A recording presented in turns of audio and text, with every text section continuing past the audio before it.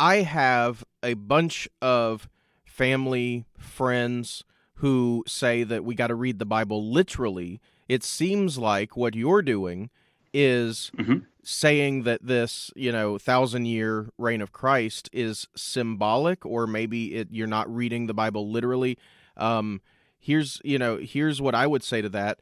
The Bible should be read literally, and that's a literal 1,000-year reign. What would you say to that? That's a great question, and one that I get all the time too. Um, and as far as reading the Bible literally, it's yeah, that's our default position, unless the text tells us otherwise. So my response to when folks say that, I ask, okay, read the Psalms. I will hide under the shadow of your wings. Okay, let's read it literally. God has wings. Is that what he's saying? And it's no, because that's, I mean, A, because God is spirit, and so he's non-corporeal. He doesn't have a body. But that's the point there, is that you have metaphorical language in the Psalms. Um, or when Jesus says, well, the kingdom of heaven is like, you know, 10 virgins with their lamps waiting for the bridegroom. It's not the kingdom of heaven isn't literally 10 virgins, but that's a simile because he uses the word like there. So just like in reading non-canonical stuff, I mean, in reading like the newspaper, you don't read the newspaper the same way you would read poetry. So you don't read the Psalms the same way you would read Genesis, which is narrative history.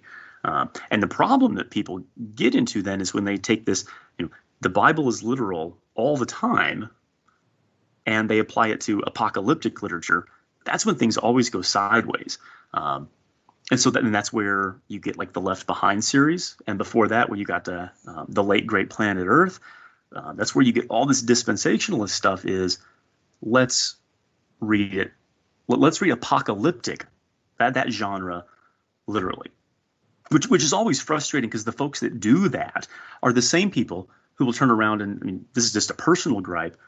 When it comes to something like the Lord's Supper, this is my body. They'll say, no, no, no, Jesus is being figurative there. But there's going to be this literal, or things in Revelation. So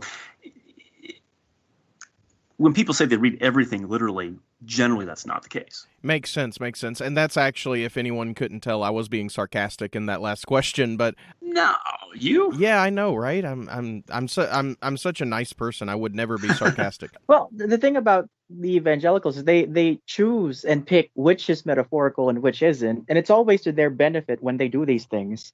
The reason why they want to hype up Revelation to be something more literal than it actually is because that is where they get their fear mongering from. And by evangelicals and charismatics and Pentecostals, most of their hyping up their church and hyping up their doctrine revolves around that mysterious event when Jesus comes back and then the rapture happens and then there's this wars.